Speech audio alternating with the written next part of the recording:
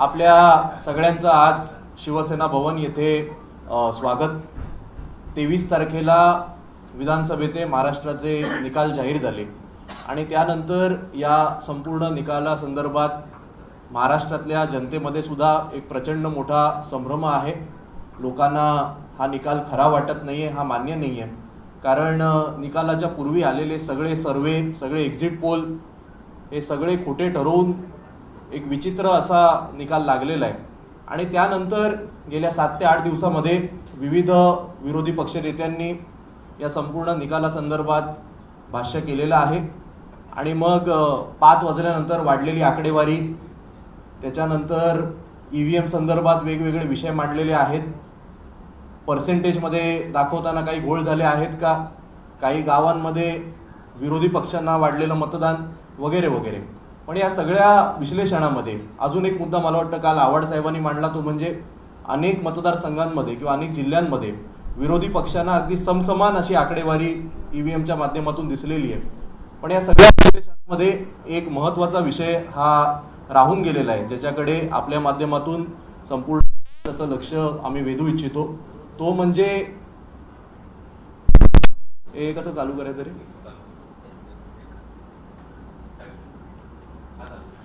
ते म्हणजे postal ballot संदर्भात। पोस्टल बॅलेट आपल्याला सगळ्यांना कल्पना आहे की आपल्याकडे जे मतदान होतं त्या मतदानामध्ये EVMच्या माध्यमातून सामान्य मतदार मतदान करतो, पण तेवढंच महत्त्वाचं पोस्टल बॅलेटचं सुद्धा मतदान असतं। कारण शासकीय कर्मचारी असतील, वयोवृद्ध नागरिक असतील किंवा अत्यावश्यक सेवेकरता त्यांच्या घरी न राहता बाहेर काम करणारे नागरिक असतील, किंवा सगळ्यात महत्त्वाचा घटक म्हणजे सीमेवर आपले रक्षण करणारे सैनिक असतील, हे सगळे लोक हे पोस्टल बॅलेटच्या माध्यमातून मतदान करतात आणि त्यामुळे पोस्टल बॅलेटचं मतदान हे सुद्धा त्या मतदारसंघाच्या एक ट्रेंडचं रिप्रेझेंटेशन असतं।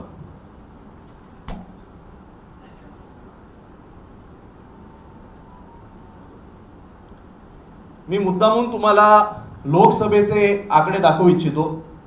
लोकसभेमध्ये आत्ता साधारणतः 6 महिन्यापूर्वी जे मतदान झालं त्यावेळी महाविकास आघाडीला पोस्टल बॅलेटमध्ये 31 जागांवर लीड होता आणि महायुतीला 16 जागांवर लीड होता।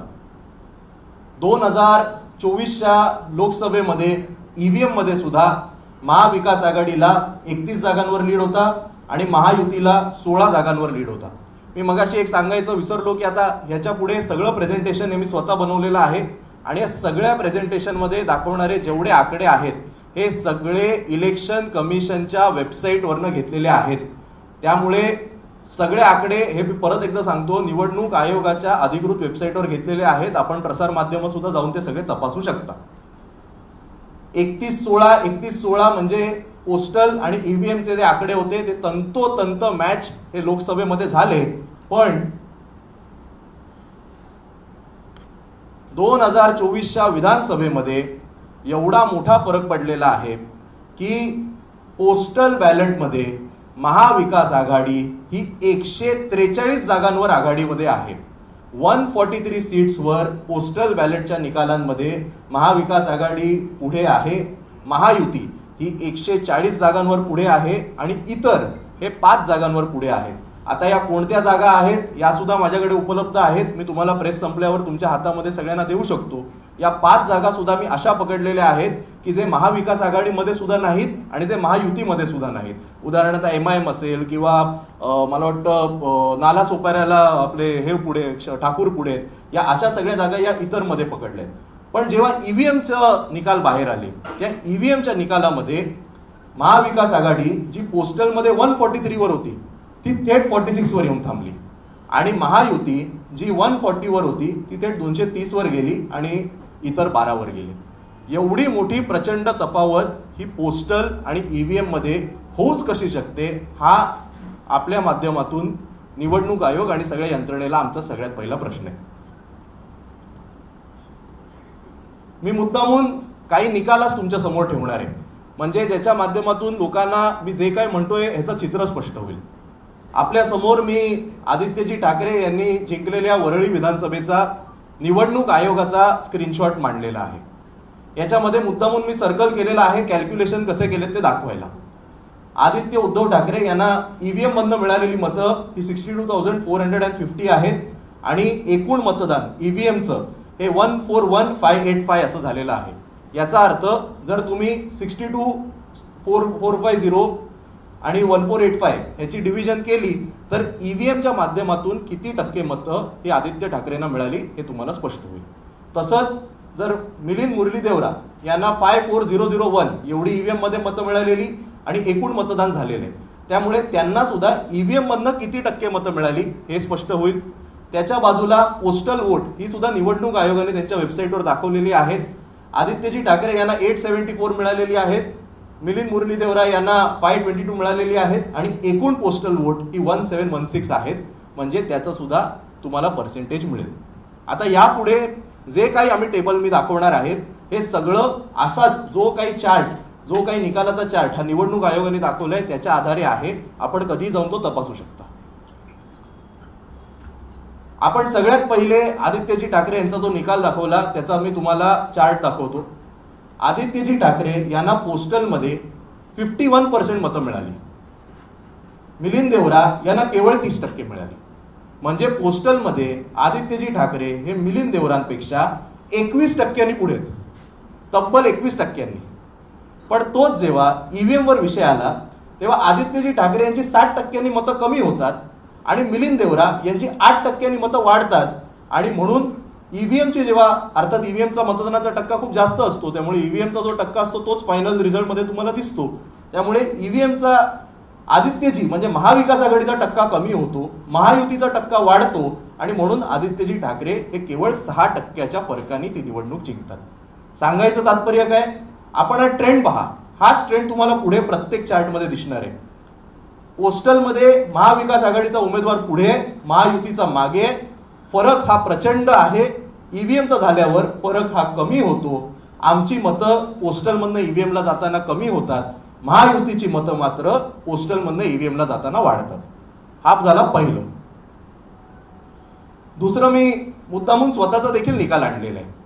माझ्या निकालामध्ये पोस्टलमध्ये मला 47% आहेत. जिशान सिद्दीकी माझ्या ज्या विरोधात उभे होते त्यांना 22% आहेत. तब्बल 25% मतं मला पोस्टलमध्ये जास्त आहेत. पण ईव्हीएम मध्ये जेव्हा येतात तेव्हा त्यांची मतं ही डायरेक्ट 12% वाढतात. माझी मतं ईव्हीएम मध्ये कमी होतात, केवळ 8% मला विजय प्राप्त होतो. त्याच्या खाली तुम्हाला वाटेल केवळ मुंबईचं उदाहरण देतोय का, म्हणून मी संपूर्ण महाराष्ट्राचे चार्ट तयार केलेत. आमचे विद्यमान आमदार होते विदर्भाचे बाळापूरचे, पोस्टलमध्ये 48%. महायुतीचे उमेदवार मला वाटतं शिंदे सेनेचे होते, त्यांना 23%. 25%चा फरक होता पोस्टलमध्ये. ईव्हीएम मध्ये आमची मतं परत एकदा 12% घटली, त्यांची 5% वाढली. केवळ 9.5% कमी फरकाने त्यांचा विजय झाला. मराठवाड्याचं सुद्धा आपण उदाहरण समोर ठेवलेलं आहे. आमचे उमेदवार होते प्रवीण स्वामी, जवळपास 60% मतं त्यांना आहेत, 58%, 38%. परत एकदा पोस्टलमध्ये 20%चा फरक आहे. ईव्हीएम मध्ये तो फरक येऊन 2%वर कमी होतो. आपण हे सगळं पाहू शकता. भास्कर जाधव हे सुद्धा पोस्टलमध्ये 16% पुढे आहेत. ईव्हीएम वर जेव्हा विषय येतो तेव्हा 1.8% एवढ्याने तो कमी होतो आणि थोडक्या फरकाने भास्कर जाधव यांचा विजय होतो. खाली खेड आळंदीमध्ये बाबाजी काळे यांना 68% मतं आहेत पोस्टलमध्ये. दिलीप मोहिते जे महायुतीचे उमेदवार होते त्यांना केवळ 30. जवळपास 40%चा फरक हा पोस्टलमध्ये आहे. पण ईव्हीएम मध्ये तो 20%वर होतो. आमची 10% मतं कमी होतात, त्यांची 9% वाढतात. केवळ हे शिवसेना उद्धव बाळासाहेब ठाकरे पक्षासोबत झालं का? नाही, काँग्रेस सोबत सुद्धा तेच झालं. नाना पटोले साहेब जे महाराष्ट्र प्रदेश अध्यक्ष आहेत त्यांना 54% पोस्टलमध्ये मिळतात. त्यांच्या विरोधकाला केवळ 24%, 30%नी ते पुढे राहतात. पोस्टलमध्ये जर 30%चा फरक असतो तर ईव्हीएम मध्ये मतदान होताना दोघांना समसमान मतं कशी मिळू शकतात? केवळ 0.2%नी नाना पटोले यांचा विजय हा घोषित केला जातो. नाना पटोले यांची पोस्टलवरनं ईव्हीएम वर 13%नी मतं कमी होतात आणि महायुतीची 17%नी वाढतात. खाली मुंबईतलं त्यांचं काँग्रेसचं उदाहरण घेतलंय असलम शेख यांचे, 56 वरनं 50%, 60%नी आमची नेहमी कमीच होतात आणि महायुतीची नेहमी पोस्टलमधनं ईव्हीएम मधनं वाढतात. त्याच्या खालचं उदाहरण घेतलंय विश्वजित कदम यांचं. 73% वरनं केवळ 55% वर 17% त्यांची मतं कमी होतात. महायुतीचे उमेदवार संग्राम देशमुख यांची 17% वाढतात. त्यामुळे पोस्टलमध्ये जवळपास 47% पुढे असणारे विश्वजित कदम हे केवळ 12% विजयी घोषित केले जातात. राष्ट्रवादी शरद पवार साहेबांचा पक्ष, जयंत पाटील साहेब यांना पोस्टलमधली 70% मतदान हे त्यांना होतं. विरोधातल्या महायुतीच्या उमेदवाराला केवळ 28% मतदान होतं. 42% ते पुढे असतात. पण ईव्हीएम मध्ये त्यांची मतं कमी होतात, महायुतीची वाढतात. आणि परत एकदा 42% पुढे असलेले जयंत पाटील साहेब हे जेव्हा ईव्हीएम वर मतदान मोजलं जातं तेव्हा केवळ 5%, विजयी घोषित केले जातात. रोहित पवार यांना 60% मतं पोस्टलची असतात. त्यांच्या समोर असलेले भाजपचे राम शिंदे यांना 40% असतात. तब्बल 20% ते पुढे असतात. परत एकदा ईव्हीएम वर जेव्हा येतं तेव्हा महाविकास आघाडीचे उमेदवार हे 11% मागे जातात. ईव्हीएमच्या भरोशावर महायुतीचे उमेदवार हे 10% पुढे जातात आणि निसटता विजय हा रोहित पवार यांचा होतो. आतापर्यंत मी तुम्हाला जे दाखवलं हा सगळा ट्रेंड हा आम्ही जिंकलेल्या जागांचा होता. आपण जर ह्याचा संपूर्ण अभ्यास केला तर हाच ट्रेंड आम्ही ज्या जागा हरलो त्या जागांचा सुद्धा आहे. म्हणजे पोस्टलमध्ये महाविकास आघाडीचा उमेदवार हा प्रचंड प्रमाणात पुढे जातो आणि ईव्हीएम मध्ये तो मागे जातो. मी उदाहरण म्हणून तुमच्या समोर 10 ते 15 आणलेले आहेत. तुम्हाला पाहिजे तर तुम्ही घरी जाऊन किंवा तुमच्या ऑफिसमध्ये प्रत्येक जागेचा अभ्यास करा, तुम्हाला सेम ट्रेंड दिसेल. सगळ्यात पहिली म्हणजे सिरियल नंबर 1 ची विधानसभा अक्कलकुवा, आमचे उमेदवार 45%, महायुती 14%, 31% पुढे होते. ईव्हीएमला जेव्हा जातो तेव्हा मी 2% सीट हरून जातो, डायरेक्ट -2%. बाजूला बुलढाणा, आम्ही 20% पोस्टलमध्ये पुढे होतो. आमचे उमेदवार होत्या जयश्रीताई शिंदे गटाचे, आम्ही 20% पुढे होतो. ईव्हीएमच्या वोटमध्ये त्यांचं 9% वाढतात, आम्ही 12% कमी होतो. 0.8% आम्ही सीट हरून जातो. चोपड्यामध्ये 21% पोस्टलमध्ये आम्ही पुढे होतो. 21%. बरं, परत एकदा सांगतो, हे सगळे आकडे निवडणूक आयोगाच्या वेबसाईटवरनं घेतलेले आहेत, आपण कधीही घेऊ शकता. ईव्हीएम मध्ये आम्ही 15% सीट हरतो. आमचे पोस्टल टू ईव्हीएम कन्व्हर्जन आम्ही 18.5% मागे आणि ते 17.5% प्लस. घनसावंगी राजेश टोपे साहेब हे 37% पुढे असतात पोस्टलमध्ये आणि ईव्हीएमला 1% ते सीट हरून जातात. परत एकदा तुम्ही फरक बघा. पोस्टल टू ईव्हीएम राजेश टोपेंचे 22% मतं कमी होतात. पोस्टल टू ईव्हीएम महायुतीची 16% वाढतात. आमची कुठेच मतं वाढली कशी नाही पोस्टल टू ईव्हीएम. ट्रेंड जो असतो, कुठलाही डेटा जर तुम्ही पाहिला तर ट्रेंड हा सिमिलर असला पाहिजे. जर तो लोकसभेला राहिला तर विधानसभेला एवढी मोठी तफावत आली कशी? पालघरमध्ये परत एकदा तुम्हाला मी आता सगळं वाचत बसत नाही, तुम्हाला पटकन घेतो. पालघरमध्ये शिवसेना उद्धव बाळासाहेब ठाकरे पक्षाचे आमचे उमेदवार हे 3.5% पुढे राहतात. पण जेव्हा ईव्हीएमला येते आम्ही 19% मागे जातो आणि म्हणून आमचे 11% कमी, त्यांचे 11% जास्त. चेंबूरमध्ये आमचे सिटिंग आमदार होते प्रकाश पात्रवेकर, हे तब्बल 16% पुढे असतात. पण ईव्हीएम वर जेव्हा गोष्ट येते तेव्हा आमची मतं ही 9% कमी होतात आणि त्यांची 15% वाढली जातात आणि आम्ही शेवटी 7.5% ती सीट आमची जाते. संगमनेरला हे मला वाटतं सगळ्यात इंटरेस्टिंग उदाहरण आहे बाळासाहेब थोरात साहेबांचं. थोरात साहेबांना पोस्टलची तब्बल 70% मतं मिळाली आहेत आणि त्यांच्या विरोधातल्या उमेदवाराला केवळ 28%. म्हणजे पोस्टलमध्ये 40% मतं ही त्यांना जास्त पडलेली आहेत. पण जेव्हा ईव्हीएम वर तो विषय येतो तेव्हा 5.5% बाळासाहेब थोरात सारख्या मोठ्या नेत्यांचा ती सीट हरतात. म्हणजे 45% फरक हा पोस्टल टू ईव्हीएम मध्ये या संगमनेर मतदारसंघात पडलेला आहे. कुडाळमध्ये आमचे 2 टर्मचे आमदार वैभव नाईक हे उमेदवार होते, आम्ही 11% पुढे होत बघा, 54 आणि 43. पण जेव्हा ईव्हीएम वर विषय येतो तेव्हा ॲज युजल आमची 8 ते 15% जे काही कमीच होतात ती नेहमी परत एकदा आमची मतं कमी झाली आहेत. ॲज युजल त्यांची मतं वाढली आहेत आणि 5.5% आमचा पराभव झालाय.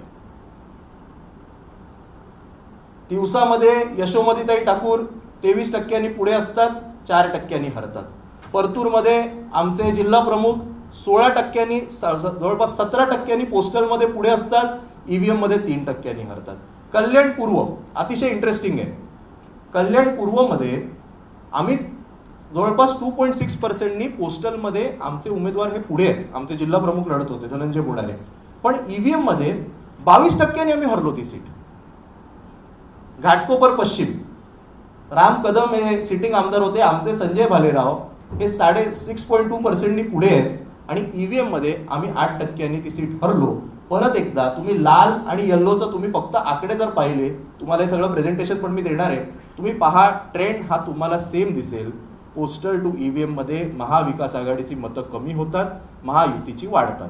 मग त्या सीट आम्ही हरलो असो किंवा जिंकलो असो. आणि एक शेवटची स्लाइड, ऋतुराज पाटील 62.8%, त्यांच्यासमोर महायुतीचे अमल महाडिक हे 35%, तब्बल 27%नी ते पुढे असतात. पण जेव्हा ईव्हीएम वर विषय येतो 6.5%नी ते मागे जातात आणि ते सीट हरतात. निफाडमध्ये अनिल कदम हे 15%नी पुढे असतात, ईव्हीएम मध्ये 15%नी हरतात. म्हणजे पोस्टल टू ईव्हीएम मध्ये आम्ही 14.3%नी मागे जातो आणि ट्रेंड प्रमाणे महायुती ही ईव्हीएम मध्ये पुढे जाते. पारनेरमध्ये राणी निलेश लंके या 29%नी पुढे असतात पोस्टलमध्ये, पण ईव्हीएम मध्ये त्या 1%नी सीट हरतात. पोस्टल टू ईव्हीएम मध्ये महाविकास आघाडी 13%नी मागे जाते, महायुती ही 18%नी पुढे जाते. आणि शेवटचं एक मी उदाहरण म्हणून मतदारसंघ घेतलेला कागल, महाविकास आघाडीचे समरजित खाडगे हे 9.2%नी पोस्टलमध्ये पुढे असतात आणि ईव्हीएम मध्ये 4.2%नी ते मागे राहतात. हे मी तुमच्या समोर 35 ते 40 मतदारसंघ हे मी स्वतः, हे अख्खं टेबल मी स्वतः बनवलेलं आहे. मी परत एकदा सांगतो, हे सगळे आकडे हे निवडणूक आयोगाच्या वेबसाईटवरनं घेतलेले आहेत. माझा एक सरळ सोपा प्रश्न हा आपल्या माध्यमातून निवडणूक आयोगाला आहे की पोस्टल टू ईव्हीएम एवढा मोठा ट्रेंडचा फरक हा कसा पडतो आणि यावर आजपर्यंत कोणी बोलत का नाही. जर लोकसभा आणि याच्या आधीच्या प्रत्येक निवडणुकीमध्ये पोस्टल आणि ईव्हीएमचा ट्रेंड हा जर सारखा राहिलेला आहे, तर या विधानसभेमध्ये असं नक्की काय घडलं की पोस्टलमध्ये, परत एकदा मी आपल्याला दाखवू इच्छितो,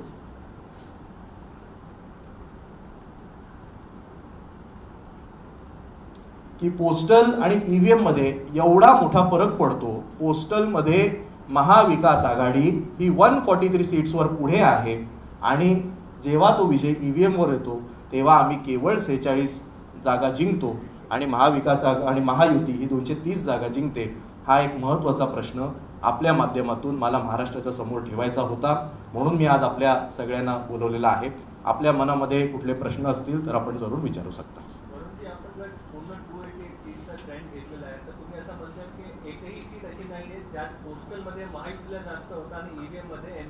नाही, बघा कसं असतं की तुम्ही कुठलाही डेटा घ्या जगातला, निवडणुकीशी संबंधित नाही, there are exceptions to every rule.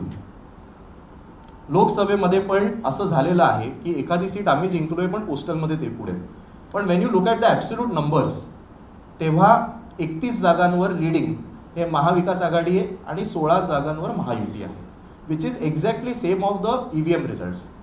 सांगायचं तात्पर्य काय की there will be an exception to the rule, but when you look at the generalised figures, तुम्ही एकत्र बघितले, बघा मी परत एकदा सांगतो, आम्ही पोस्टलमध्ये 143नी पुढे होतो, त्याच्याऐवजी आम्ही 135-140 जिंकलो असतो तर समजू शकतं ना आम्हाला की 4-5 जागांवर पोस्टलमध्ये पुढे होतो, ईव्हीएमवर आम्ही मागे राहिलो. पण जेव्हा फरक एवढा मोठा होतो आणि ट्रेंड हा मी तुम्हाला तुमच्या समोर 40 जागा दाखवल्या ना आणि सगळ्या मोठ्या नावांच्या जागा दाखवल्या, तुमच्या समोर पाहिजे तर मी अजून 50-100 जागा दाखवेन, सगळीकडे ट्रेंड हा सेम कसा राहतो की पोस्टलमध्ये महाविकास आघाडी कशी मागे जाते. केवळ शिवसेना उद्धव बाळासाहेब ठाकरे पक्ष नाही, राष्ट्रवादी शरद पवार साहेबांचा पक्ष पण मागे जाते, काँग्रेस पण मागे जाते आणि यांचे तिन्ही पुढे जातात.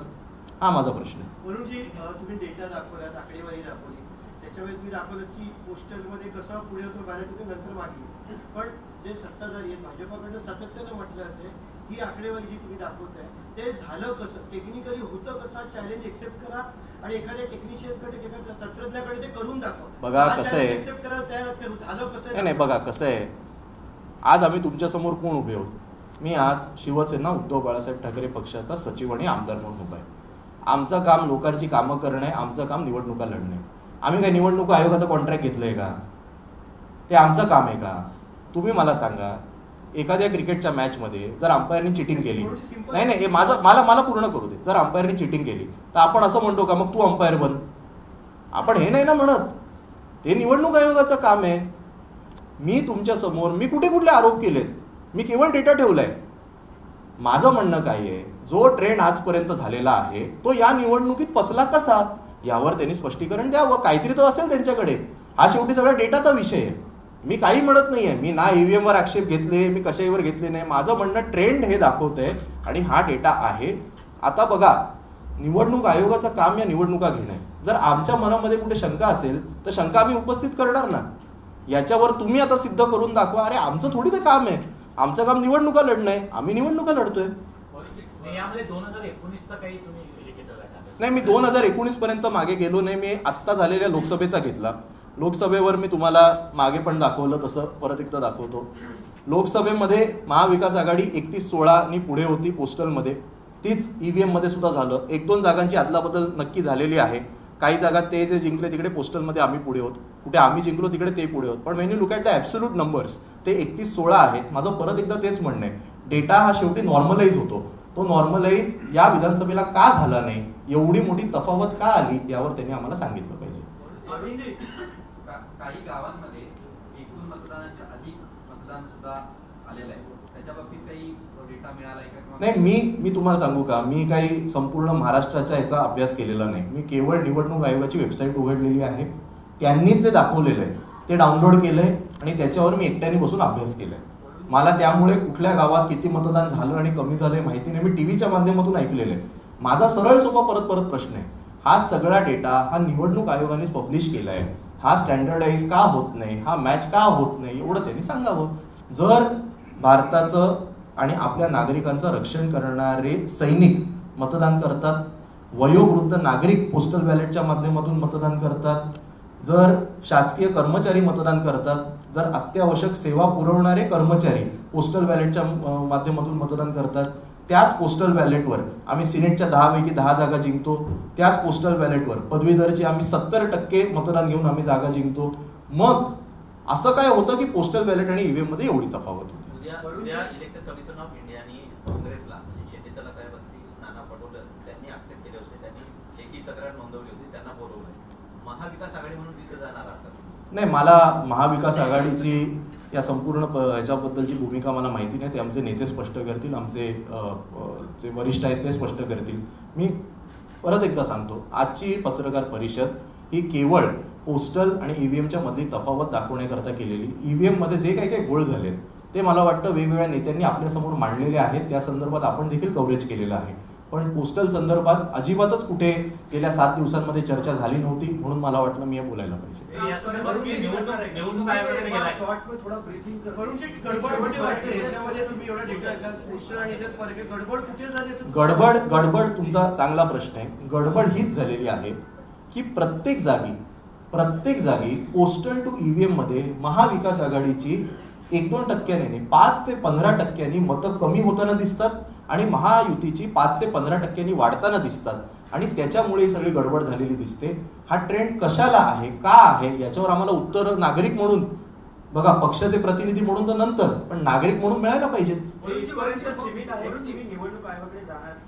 नाही, मी आता हे प्रेझेंटेशन तुमच्या समोर सगळ्यात पहिले दाखवलं. मी उद्धव साहेबांच्या कानावर टाकलं होतं, आता त्यांना पण दाखवीन आणि मग पक्षाचे नेते जे काय ते निर्णय घेतील.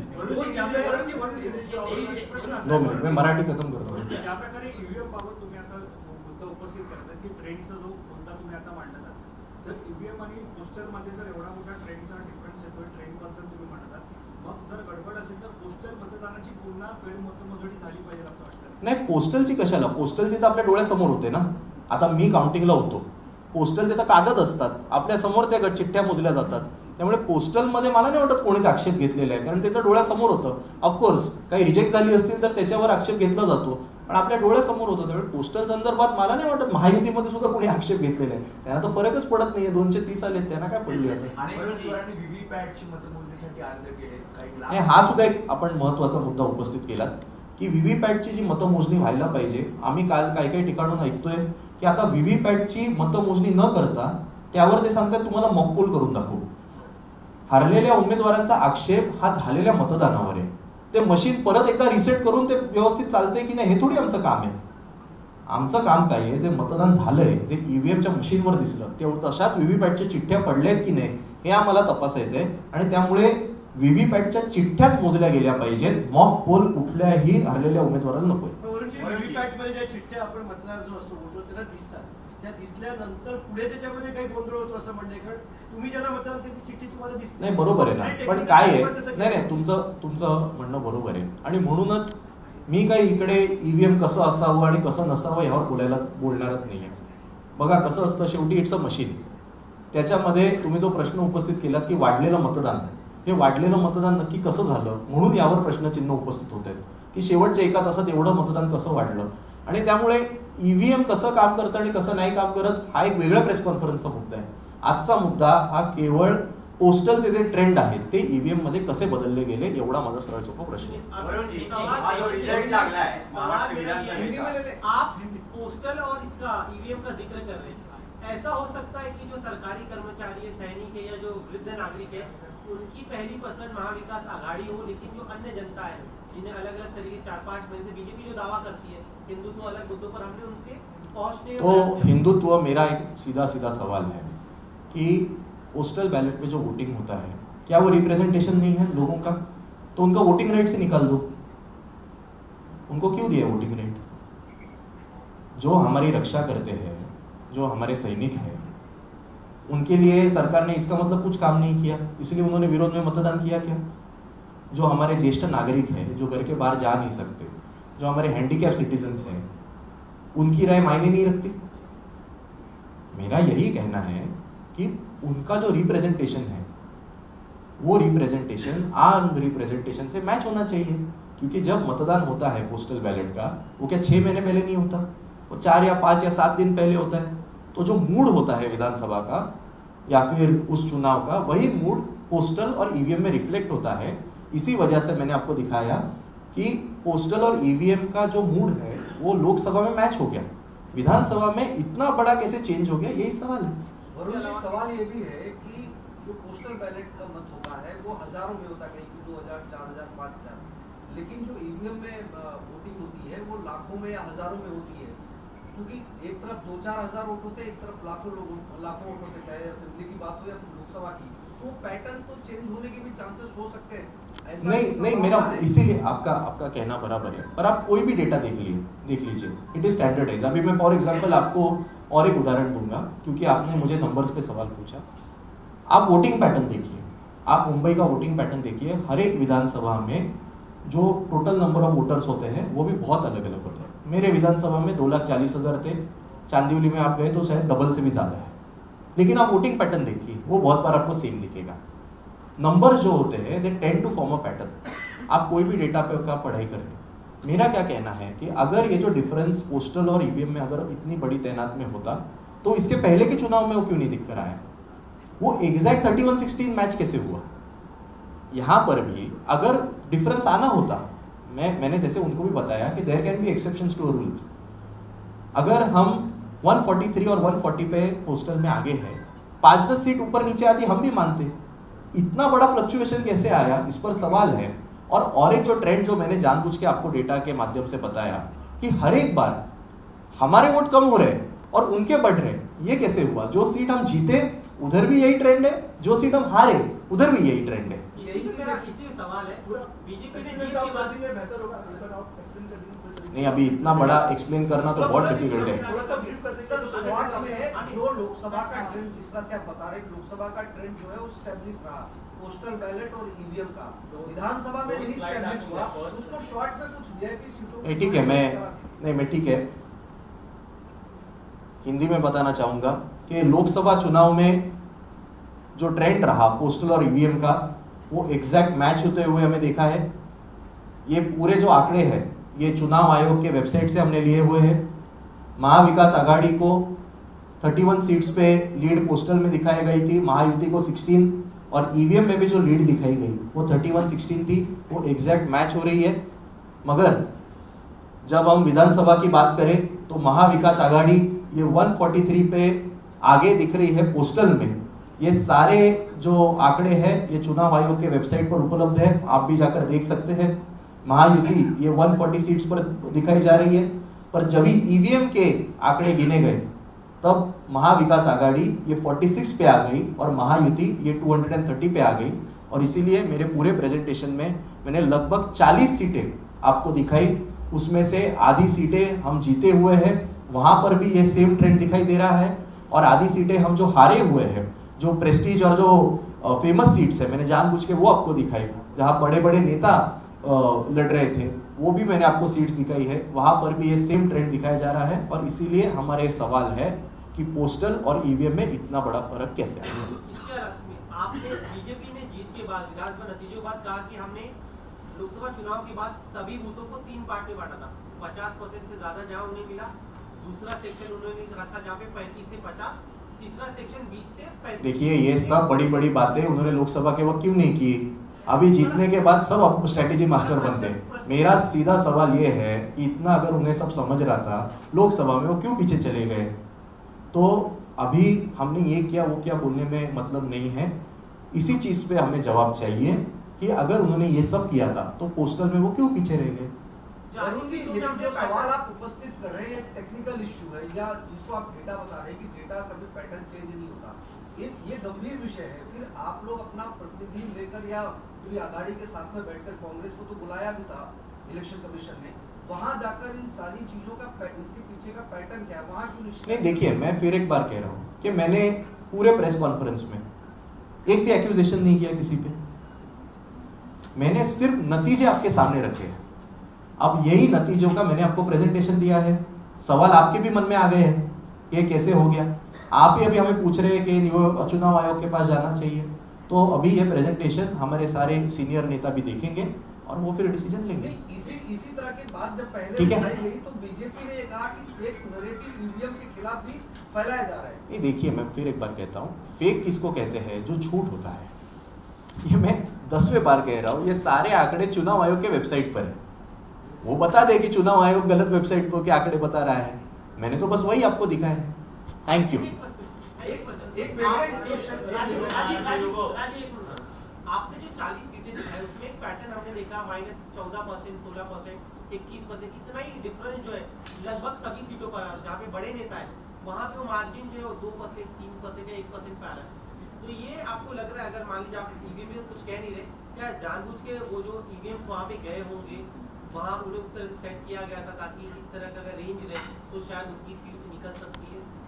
मेरा यही कहना है कि हर एक बार पोस्टल में महाविकास आघाड़ी आगे रहती है और ईवीएम में पीछे जाती है, फिर वो सीट महाविकास आघाड़ी जीते या हारे, 15% का स्विंग कैसे हो रहा है, ये मेरे मन में सवाल है। मैं ये नहीं बता रहा हूँ ईवीएम रिग हो गया या क्या हो गया, पोस्टल तो सबके आपके सामने होता है, सवाल तो अभी जनता के मन में ईवीएम के बारे में है। ये और एक मैंने बस उनके सामने डेटा रखा है।